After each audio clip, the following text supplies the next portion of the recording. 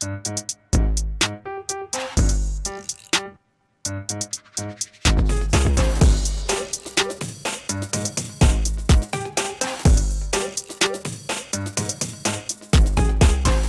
what's up, everybody? No, over here, down here in the corner. Hello. What's up? This is Tofu, of course, as it says right on the bottom of my screen.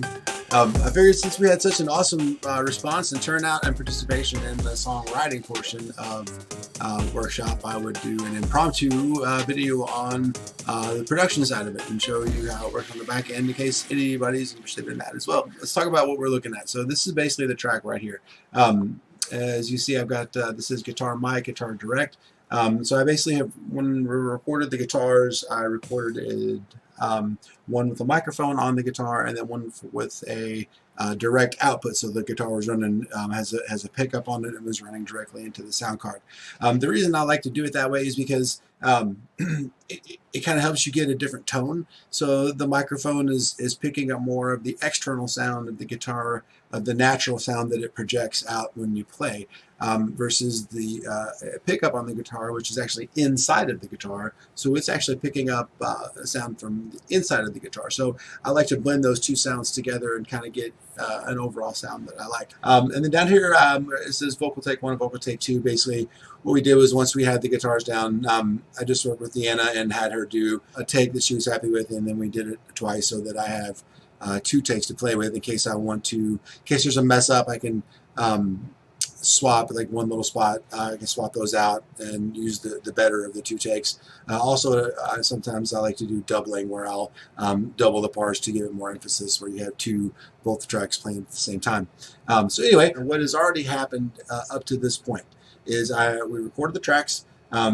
And we recorded to a click track. So for those of you who don't know what a click track is, it's a metronome. It's a beat. It's just literally a click that you hear in your headphones to help you keep the tempo. So the first thing was, I went through and everywhere you see one of these markers is where the guitar got just a little bit off with the beat, which doesn't matter if we were just leaving this as a guitar and vocals. I wouldn't even worry about it, because the tempo is pretty close. Like Deanna is fantastic. She's a professional. Her tempo is rock solid. But because she's a human, it's not perfect like a machine would do. So since I'm programming a digital beat, I need the guitar to be, I need it to be rock solid, because the computer doesn't recognize the little fluctuations in tempo like a human drummer would if the human drummer is playing along with it. So every one of these spots you see is the spot where I had to go in and sort of shift where the guitar lands in the beat to make sure that it lined exactly perfectly up with the click track. So for example, I'll zoom in a little closer on an edit point and show you what I'm talking about. So like right here on these this edit point, you see how this looks a little different. This is faded. I had to add just a tiny little bit of space here in order to make this beat line up with the click track so that it's perfectly on track. So once you do that with the entire track, like I've done now, if I were to put a beat, like once I put a beat together, I can just drag it over the top of it and know that it's going to line up, instead of having to go through and, you know, I isolate each individual beat and make sure it lines up. I've kind of already done that process. So once I've got the beat done, I can just basically lay it right over top of it, and I know that it's going to fit. So that's what all those marks are. So basically, you have these 4 parts. Now, when I do a mix, you want to think of, you do a stereo sound. So think about, so you have 2 speakers, whether you're on your headphone or your stereo, whatever you're listening to, there's always 2 speakers, left and right. That's what a stereo versus mono signal means. So when you're doing a mix, you don't want everything to sit right in the very middle of where your sound is coming from. Since it's coming from both sides, you want to, when you're producing the song, you want to make sure that your song has some width to it, so it sits wide across the sound spectrum. So if I've got, and that's what a pan is. So right now I've got the pan set center. And so to demonstrate what that's going to sound like, so if you have headphones on right now, which I hope you do, if you don't, pause it and grab some headphones. and then come back and listen again. So I'm going to solo this track. When solo, it means it mutes all of the other tracks and you're only hearing the one that I have highlighted, and just hit play. So right now you hear it in the middle, and it's on both sides. So if I take the pan and move over to one side, move it over to the other. So that means so when it plays back, that's the speaker you would hear it from. But the thing is, so it doesn't always have to be all the way to one side or the other. You can find sort of a middle point when you're doing a mix. And so you want to keep that in mind. So when you're listening to it, because you don't want the song to just sit right here in the middle. You want it to have space. So when I'll put those on there in a second. And also I have taken all of the effects. You see all of these effects are unchecked. And so I'll kind of explain what those do, and then add everything back in. So I'll let you listen to it now. And this is basically you're going to hear right now is everything is right in the middle. There's no effects. It's strictly just the audio sound that was captured by the inputs in the microphones as they happen. So there's no signal processing. There's no effects or EQ done or anything like that. This is just the raw tracks. So this is what we start with. Lifelong. Back it up. There you go. Lifelong friendships made right from the start.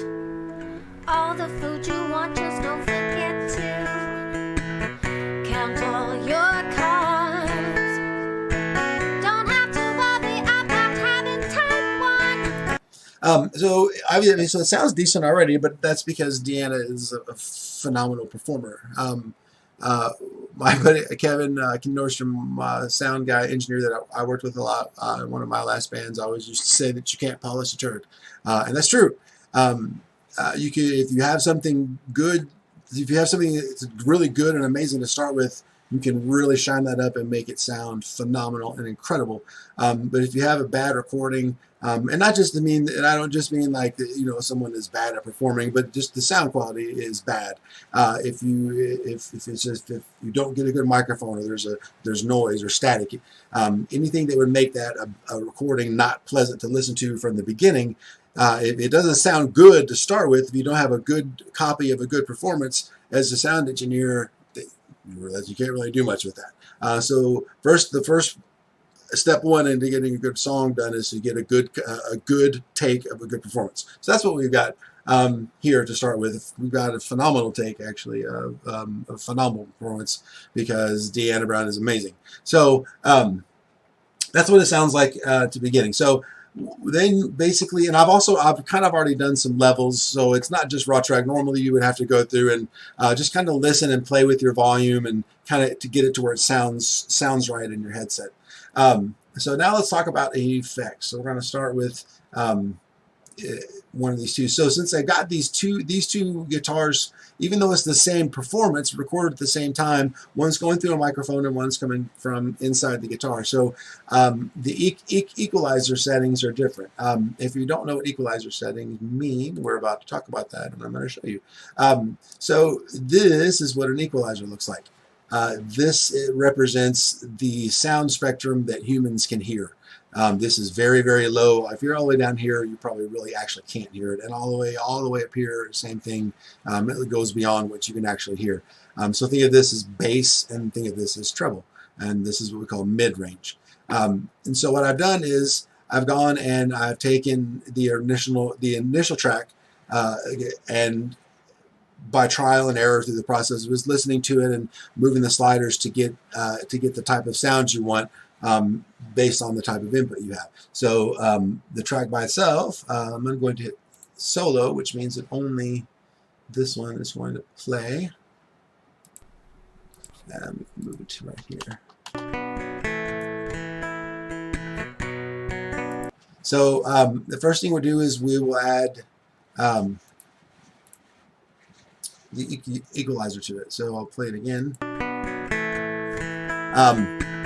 You may honestly not even hear the difference there, depending on your headphones and how close you're paying attention.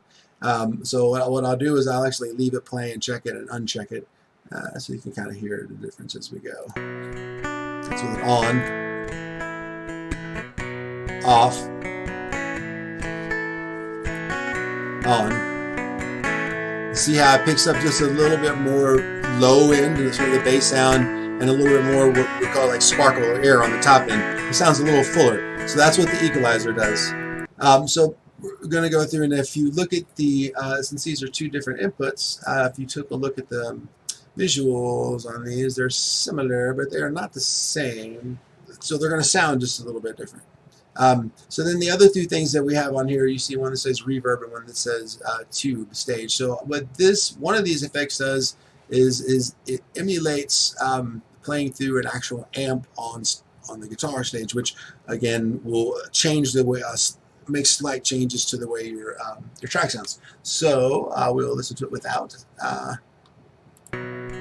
with the equalizer on. And again, it's a subtle change. Just has a little bit more width to it.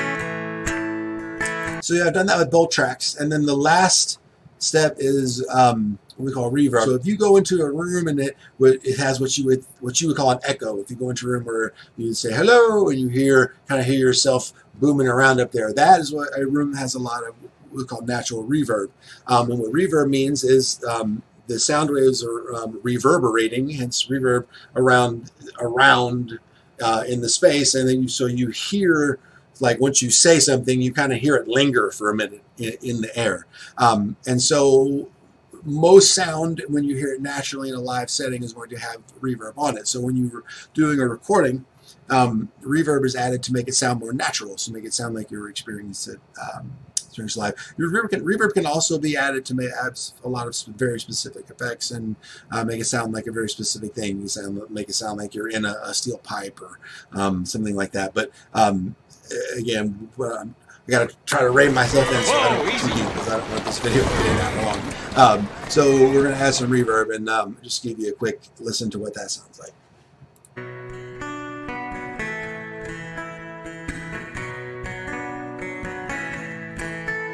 And that's with, this is without. Turn it on in the middle.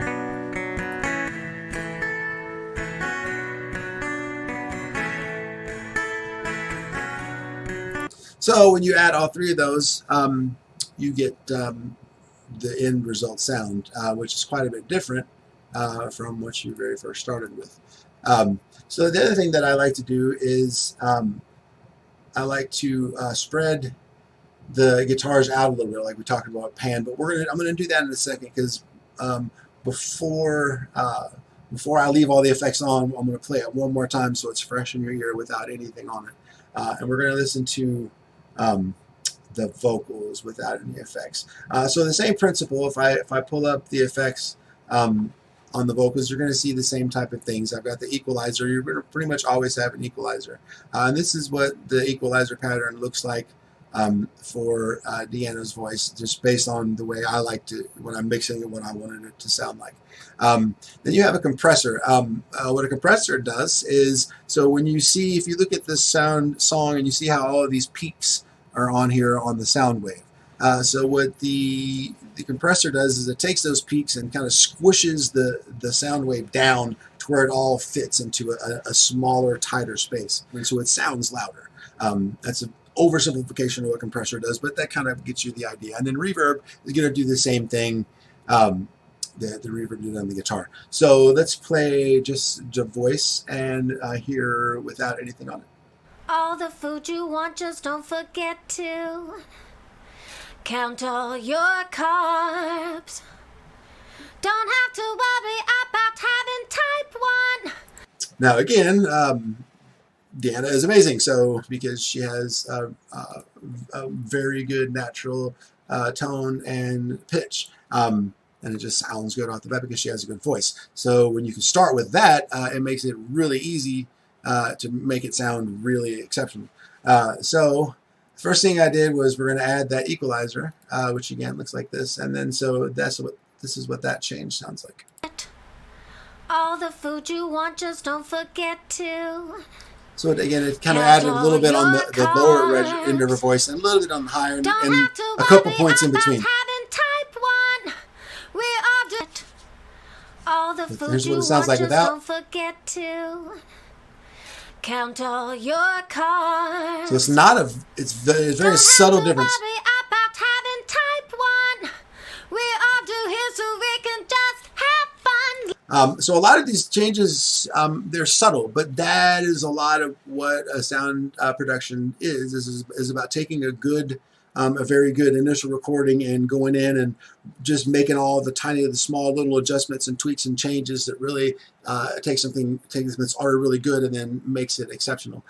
So then the compressor is what we can, is what we described a minute ago. And again, it's basically what it does is it kind of sounds a little bit louder in your ear. And any part where the voice is a little bit softer, it's going to kind of bring that up. And any part where you're a little bit louder than you intended, it's going to kind of push that down. So it kind of squishes the whole waveform together. So this is what it sounds like. I'll turn the compressor half on here, about halfway in. All the food you want, just don't forget to count all your carbs. Don't have to worry about having type 1. And then reverb is the other thing where you kind of sound kind of hangs on a little bit. Just don't forget to count all your carbs. Now that sounds really, really kind of what I would call swimmy there, because the voice is by itself. But when you hear it blended with everything else, it doesn't sound like that. It just sounds natural and it sounds pretty. So I'm going to uncheck everything and we're going to play it one time with all of the parts but none of the effects on. Then I'm going to turn it on and then give you a little sneak preview, and then talk about what the next steps would be briefly, and then I'm going to get back to work mixing so that you guys can hear what it sounds like. So again, this is without any effects. Once you put everything together, and I've still got everything sort of right in the middle, and this is what it sounds like. Lifelong friendships made right from the start. All the food you want, just don't forget to count all your carbs. Don't have to worry about having type 1. So okay, so now I'm going to make a couple quick changes just because I know where they go. So basically, we're just going to go through and turn all of the effects back on everything. And then this one, I want to sit not all the way to one side, but a little bit over halfway. So when you hear it in the mix, it's going to be like if you were pointing it out, like if this is the middle, you'd hear it about right here. It's going to come over here just a little bit. And then we're going to turn these back on, and then I'm going to put these on the opposite side. So this one, I'm going to move it over just a little bit, not quite as far over, but a little bit on that side. I don't like to have them match perfectly symmetrical unless I'm putting something where I push them all the way to either side. I do that a lot if I'm mixing like a rock band. When you want a chunky, heavy, distorted guitar, the best way to achieve that is you record it twice and then push each recording all the way to either side. It makes kind of a wall of sound, but it leaves the middle open for everything else to still be heard. Anyway. So I want to give it a little bit of spread, but not all the way across. And then on the vocals, I'm going to have that just a little bit off center as well, and not to the point where you would feel like she was not in the middle of the room, but just to get it right out of the way of middle. So just slightly off to one side, because I know that eventually I'm gonna put drums and bass guitar, and when you do those, typically you want your bass drum to be right in the middle, and you want to keep it. You don't really want anything else right in the middle, because that bass drum hit is really easy to muffle if you have something else kind of stacked on top of where it sits in your mix. So I'm going to move it just like one click, so just about 10% to the right. And then we'll turn everything back on. And then we'll listen to it, and you can kind of hear the difference in what it sounds like. And then I've also got down here, this is, so we didn't talk about this very bottom. This very bottom is the master output. So this is once all of these tracks are processed and mixed together, then there's one more stage of processing that you can do to your track. And that is where I've got another slight compression on it. So here we go. This is what it sounds like with everything. Lifelong friendships made right from the start. All the food you want, just don't forget to count all your carbs. Don't have to worry about having type 1. And that is all you get as a sneak preview. Lifelong friendships made right from the start. All the food you want, just don't forget to count all your carbs.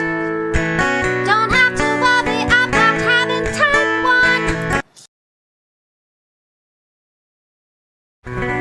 1. Lifelong friendships made right from the start. All the food you want, just don't forget to count all your carbs.